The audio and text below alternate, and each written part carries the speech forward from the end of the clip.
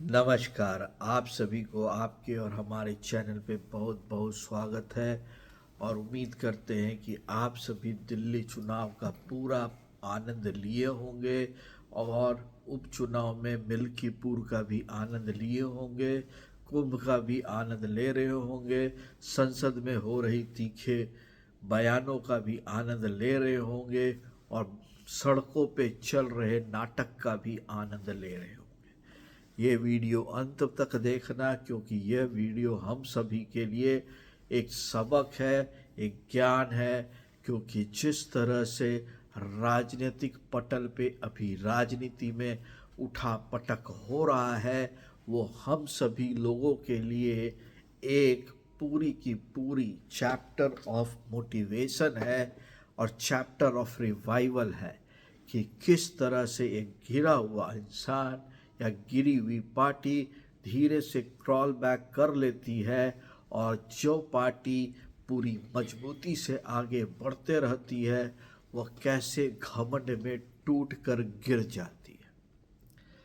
आप सभी को पता ही है कि जिस तरह से रिवाइवल हुआ था समाजवादी पार्टी का लोकसभा में, उससे यह दिखाता था कि नरेंद्र मोदी की लेड एनडीए भारी मुसीबत में है और अखिलेश यादव और पार्टी ने पूरी तन्मयता के साथ जिस तरह से मेहनत की थी और बहुत बड़ी सेंध मारी थी कोर वोटर ऑफ बीजेपी में, जिसमें हिंदू भाई, मुसलमान, सिख, ईसाई, जैन, आदिवासी, पिछड़ा, अति पिछड़ा वर्ग सभी कोई था।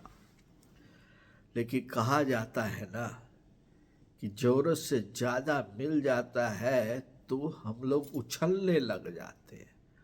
और वही हुआ कि जिस तरह से अखिलेश यादव जी ने अयोध्या का राम बोल दिया किसी को, तो किसी को रावण बोल दिया, किसी पर हंसकर मजाक उड़ा दिया। जिस तरह से उन्होंने नरेंद्र मोदी का मजाक संसद में उड़ाया, जिस तरह से उनके भाई राहुल गांधी जी ने नए हिंदू परिभाषा दे दी।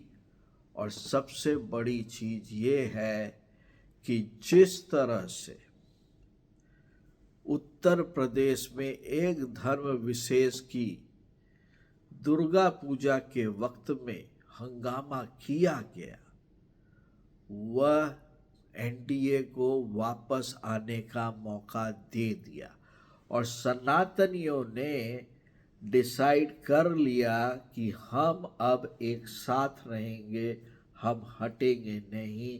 हाँ, यदि कोई इसको देने बोल रहा है हम भी वैसे ही देंगे जैसे दूसरे धर्म विशेष के लोग देते हैं। और वहाँ पे अखिलेश यादव जी को इतनी बड़ी चोट लगी कि यूपी उपचुनाव में सुपड़ा साफ हो गया। 7 में 2, 8 या 8 में 2, इस तरह 2 सीट जीते, 5 सीट से 2 सीट पर आ गए। और अभी तो मिल्कीपुर में तो भागते भूत की लोटिया सही अवधेश सिंह जी जो फैजाबाद से एमपी है, जिस तरह से नौटंकी वाला रो रहे थे, उनको याद ही नहीं आ रहा था कि समाजवादी पार्टी के नेताओं ने अयोध्या ने वहाँ पे क्या किया है, किस तरह का क्राइम किया है। और अखिलेश यादव जी ने जिस तरह से संसद के अंदर में महाकुंभ में हुए स्टैम्पिड पे पॉलिटिक्स की, उनको पता ही नहीं चला कि वो जिसको तोड़ने की कोशिश कर रहे हैं, एक तरह से उसके बयान से वो लोग जुड़ रहे हैं। और उसका नतीजा ये हुआ कि वो 60,000 के बड़े अंतर से उनकी पार्टी के नेता हार गए। और हार ही नहीं हुई है, ये हार एक ऐसी हार है जो सपा को हिला कर रख दी है।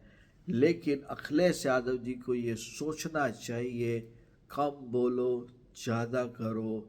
और कम बोलने से आपके विपक्ष को पता ही नहीं चलेगा कि आप क्या मूव करने वाले हो, उससे हमेशा आप फायदे में रहोगे। तो बोलिए भाई और बहनों, आपका क्या सोचना है ज़रूर बताओ। इस चैनल को लाइक और सब्सक्राइब करो। तब तक के लिए आप सभी को बहुत बहुत धन्यवाद।